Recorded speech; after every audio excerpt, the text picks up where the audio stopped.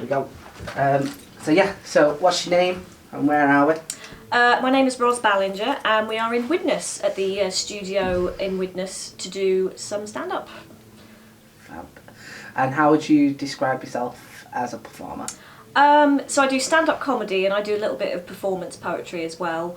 I do comedy about sex, predominantly sex, relationships, sexuality, dating, so it's like confessional, real life storytelling type stuff. That's what I've been doing for a few years. So you said that you class yourself as a stand-up and a performance poet. What for you is the distinction between the two? What makes them different? Performance poetry is a bit more structured. I did some last night actually, it's the first time I've done it in a while, and you're working to a very fixed sort of structure of what you've written, how you memorise it, how it comes out, whereas stand-up is much more flexible. You have a sort of set structure of what you're doing, but you kind of deviate between jokes, you think of things on the fly, you sometimes just abandon it entirely and do something else. So poetry is a stricter writing and performance process, but it's lower risk in terms of response, whereas comedy is higher risk because obviously if you go in there and no one laughs, it's not worked, whereas with poetry you're doing it and you could get a response from people, but it's not dependent on a vocal response from the audience, it's just dependent on, well, other things really. My poems are funny, like I do silly poetry predominantly, but poetry gig almost feels more relaxing sometimes because you don't have to go in there expecting something very solid. But I just enjoy the challenge of comedy a bit more, I think. So, given what you've said, that one has like a higher pressure but a stricter writing method, and the other one has a etc. What do you think has more freedom, performing stand-up or performing poetry? That's interesting. I think stand-up just generally has more freedom because if you think of something, you can just say it, and you can interact with people, and you can kind of create your own things spontaneously, and you can create something that may never happen again based on who's there and what you might come up with or what's happening around you. Poetry, because it is a stricter sort of art form, unless you're a bit avant-garde and you're doing something a bit more improvised, you kind of have to stick to script really, which is rewarding because you can get a really powerful performance by knowing it really well and just belting it out. I do enjoy that. But I just enjoy the flexibility and sort of the unpredictability of comedy, which obviously doesn't go well sometimes. If you bomb a gig, that sometimes you wish, I could have done a poem and like somewhere else, and that could have got me a better response because I know it better. But I think in terms of freedom of things you can do, I think comedy has that in spades really. But poetry, you can sort of mess around with what work you're doing, what themes you're following, but the actual work that you're performing on stage is very structured really. And what would you say you prefer doing more, or would you say it's equal? I think for all those reasons. I feel so guilty because I have so many friends in both of them. I think more comedy just because it's more dynamic, I think, and there's maybe, in my experience, I've had a bit more progression through that. There's a sort of a more varied paths of progression through comedy than maybe spoken word. I do love doing both. I've gone more to comedy now because I prefer writing comedy. I feel like I can expand a bit more on things and I find it a bit easier to write. So based on activity, I do prefer doing that, but I would never want to discount spoken word because it's incredibly exciting and it's something I've really enjoyed. But I think just because the freedom and the flexibility, I think I've sort of deviated more towards comedy now. And you mentioned that at poetry nights there's less of an expectation, and at comedy nights there's more of an expectation. How do you think that expectation affects a performer? I think it definitely gives you more adrenaline. It makes you put a bit more expectation on yourself in a way. Is that right?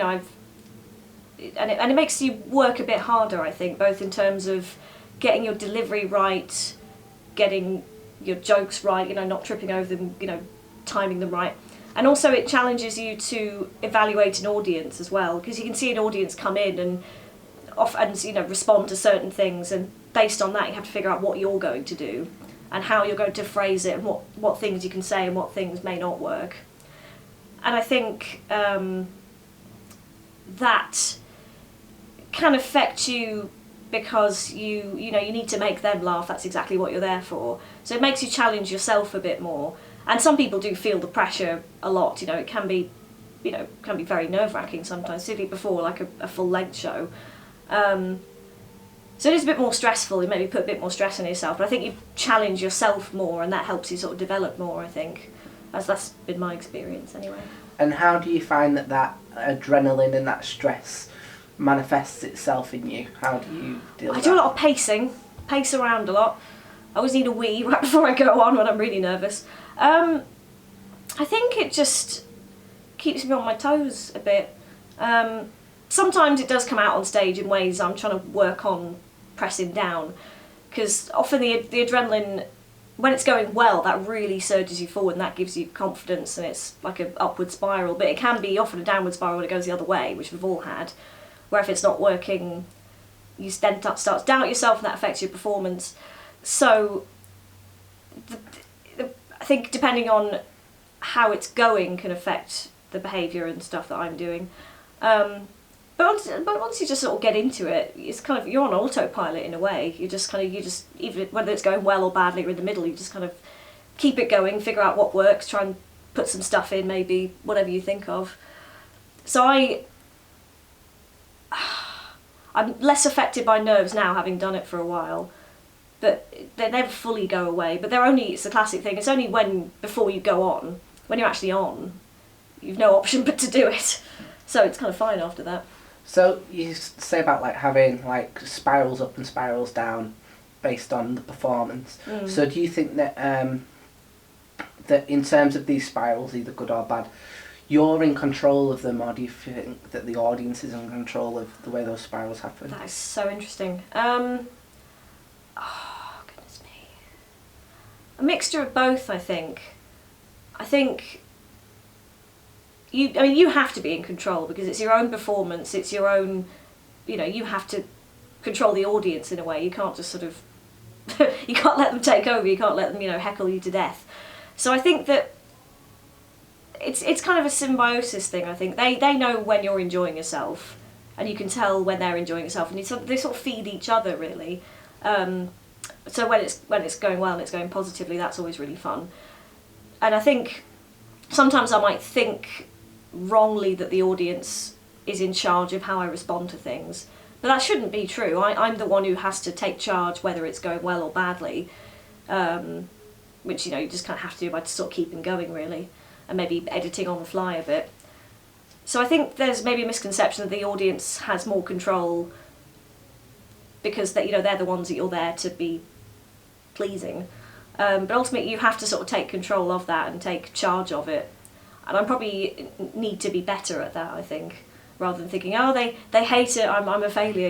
It's not those, just because they didn't laugh doesn't mean that, you have no talent at all, that just everything's gone out the window. It's very easy to go to mood extremes, I think, which is something I'm trying to work on, just to stay in the middle a bit more. So when you write a piece of material, are you writing that for yourself, or are you doing that to please an audience? Sort of both, I think, because you can think of certain jokes that would work in a certain crowd, but you don't necessarily have faith in them yourself, really. It's like I did a show a few years ago, and I did it for a few years on the trot in various venues, and I could have kept it going because I knew it really well. It was going well. I had a really solid structure, but I was getting quite bored of doing it. And even though it was going well and audiences were really liking it, I wanted to do something different so that I could try something new and have a bit more energy. Because I feel like my energy was dropping because I wasn't interested in doing it anymore because it just felt boring. So in a way you're doing it for you because you want to see what works, you want to do experiments, you want to figure out, do a bit of forensic analysis on the joke, what works, why isn't it working, or what can I do to make it work better. But you do write jokes for audiences. I think anything topical always gets a laugh because you know that people are paying attention and that it's this little sort of community moment you can have. and stuff about stuff like that, and stuff like just talking about where you are, because you're visiting, and it shows that you're paying attention and that you're trying to connect with them. You're not just sort of talking at them, you're trying to have a conversation with them. So I think it's a mixture of both, really, and I think it has to be like that. You can't just do it for them, because that makes you a bit of a sellout, and you can't just do it for you, because otherwise you're not thinking about who's around you, and you're seeing audiences as a sort of big amorphous blob, when they're up from different places and they feel different things, they laugh at different things. So what is it that makes you want to go in front of an audience and make them laugh? I like challenging myself. I like pushing my own boundaries. I like the ego boost. It's a bit shallow, but it is true. I like knowing I can get that response from people. I like sort of releasing the energy. So I've got a lot of stupid ideas and things I want to say. Oh. Hello. Hello. Hi, this is Jack. This Hi. is Ros. We've met before. Hiya, Ros. Nice to see you again. Hello, Tommy. Alright, Jack. You're doing a little podcast or something? Yeah, We are, yeah. just doing a little interview. We've just walked in. I've walked No, it's love fine. anything. It's Stars fine. of the show now. I don't do any editing because this is how it is. It's raw. Yeah, it's raw. Okay. It's raw, it's real. Yeah. Help yourself to a drink anyway. Obviously, I'm disturbing something private, so I'll come It's back. alright. Holler. You'll send a distress flare up when you're done. Will do. You're welcome to do one as well if you so wish, but it's up to you.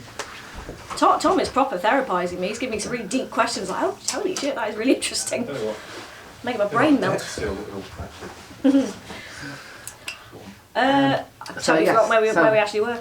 So I think the next question I was going to ask you is, what is it that that makes you Oh, that was a it. comic? Yeah. What? Oh, okay. What makes me? Oh. What makes you a comic performer? Ooh.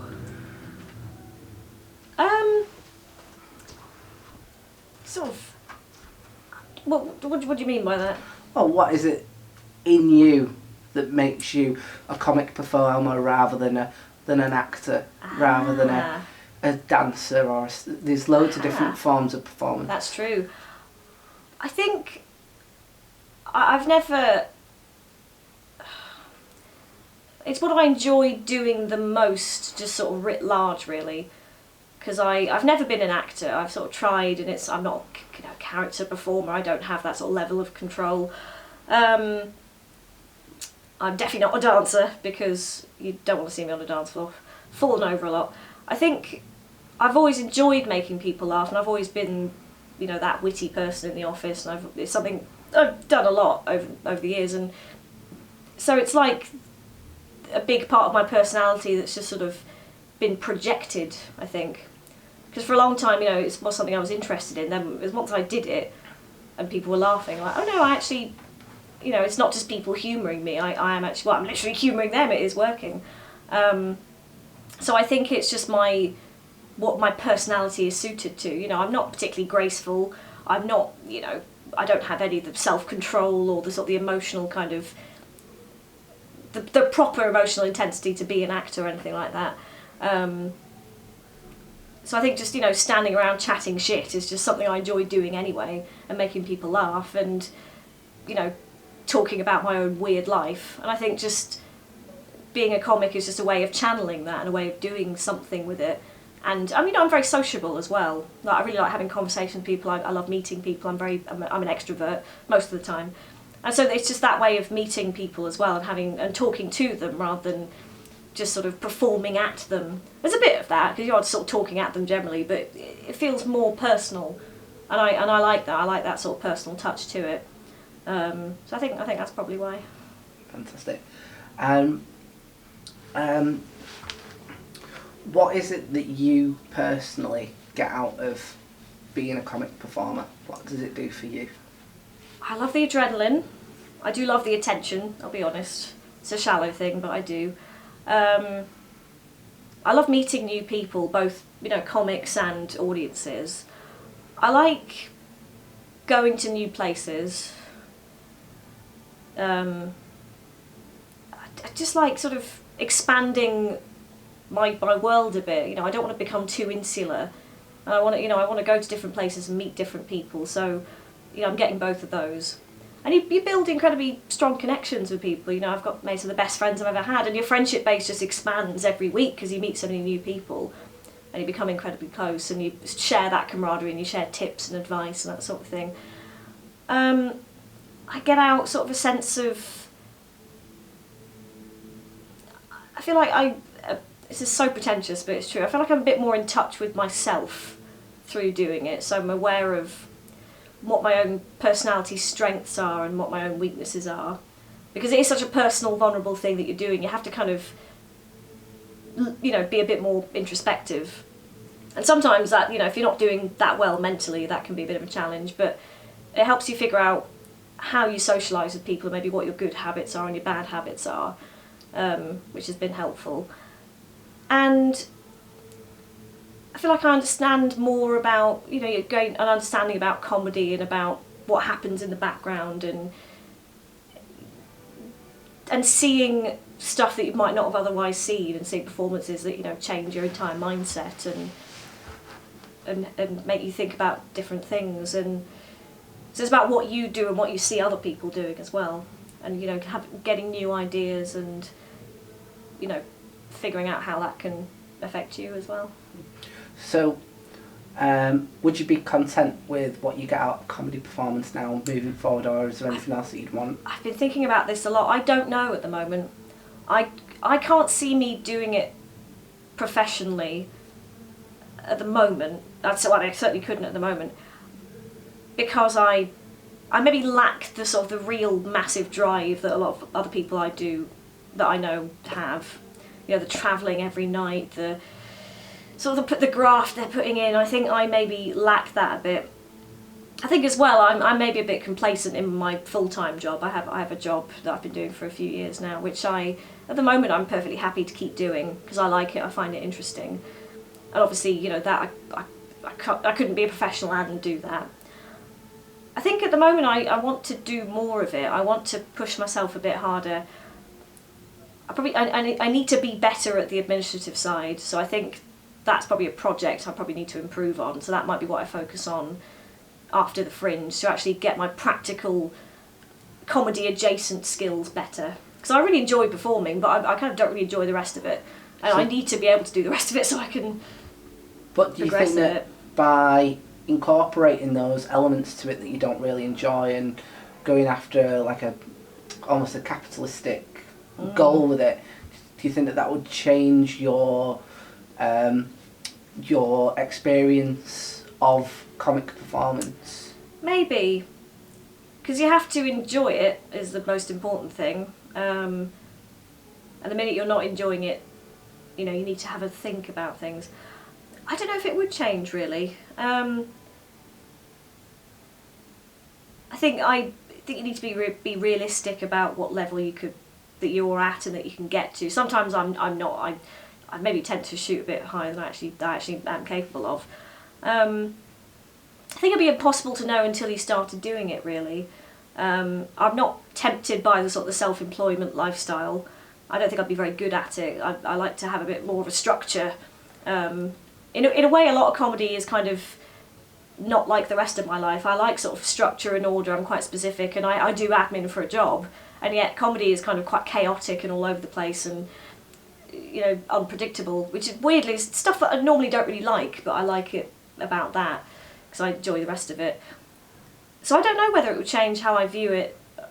I think I sort of have to keep pootling along to see where things go, and then if I do get to a point where I'm like, no, this is taking more emotion out of me than I'm willing to put in, then you'd have to sort of reevaluate from there, really.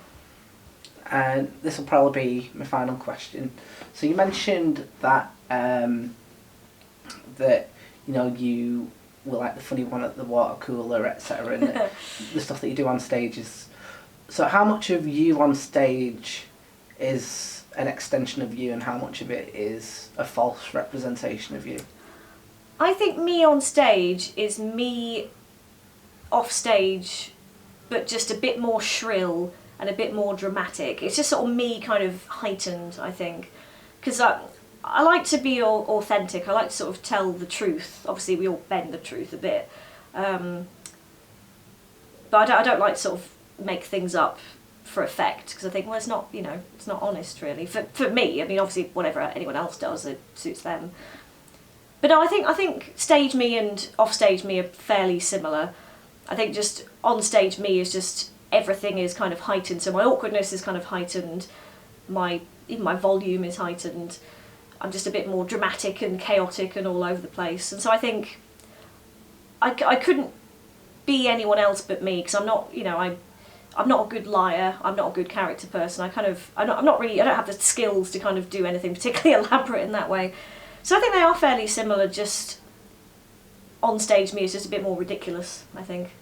And why do you heighten yourself rather than be a more truer to yourself version? I think because if you're talking to lots of people at once, you have to kind of. I feel like I have to dramatise things a bit and be a bit more over the top, just to sort of get it across, really. Because I can have a one-on-one conversation with somebody where I'm talking about something flamboyant and outrageous, but it's a bit more intimate that way. So I think the less intimate it is, maybe the louder I feel I have to be, so that I can, not louder, but just a bit more out there to get that across to people. And sometimes I can be telling a story to one person. I don't feel the need to emphasise particular bits of it, but you know, I'm heightening the ridiculousness to lots of people. So it kind of has to be a bit less intimate and a bit more of a performance, I think. So I think, you know, I'm a little bit quieter off stage, because I don't, you know, I'm just having conversations with people. I'm not having to sort of be dramatic all the time. But no, I'm sort of comfortable with the fact that I'm quite similar for both, really. I don't feel that I'm, you know, I feel sort of comfortable. I still, there's certain bits of my performance I'd like to change. I'd like to be a bit more conversational, a bit more sort of spontaneous with the audience and do crowd work and stuff. So I'm working on that. But no, I think fairly similar, really. Just louder. And why is it that, so you said that was something you wanted to work on. Why would you not want to be more like yourself off stage, on stage? Why is that something you'd want to, not necessarily move away from, but something that you wouldn't work actively towards? What? So you said that you wanted to like work on, say, like crowd work, being conversational, etc. In terms of things that you'd be working on, why isn't working on being a more authentic version of yourself on stage something that you'd be going towards rather than, say, a conversational style? I think it's more technical, really. I think just there are certain things that I want to do to widen my skills a bit, really. Because I think maybe some of the stuff I do, it's not scripted, but I think I maybe sometimes perform a bit too much in a way where I'm just sort of chatting at people. I think I would prefer to almost be a bit more like myself, really, to feel like I'm talking to people a bit more, and literally do that. Like, I think I need to make my, because you can't practice spontaneity, obviously, it just has to happen, but I want to try stuff that gets me better equipped for dealing with different scenarios in the future, about chatting to people and dealing with different answers. And sometimes I do, you know, good crowd work, and then sometimes I sort of try and I get a bit cowed. I think I'm worse at it than I am. I think obviously it depends on the circumstances, but I think at a certain point you want to try different things to increase your skills, and then when you've done that, you feel like you've got more things to pull on if a gig's not going well, or you've got more things you can boast to people, you know. Because I think you always should be trying to improve yourself, and not necessarily the jokes, but you know, your own repertoire and kind of what you're good at, what you need to improve on, what you know, how you interact with people. So that's just what I'm sort of looking at, really. All right, fantastic. Cheers for that, mate. That was really good. That was awesome.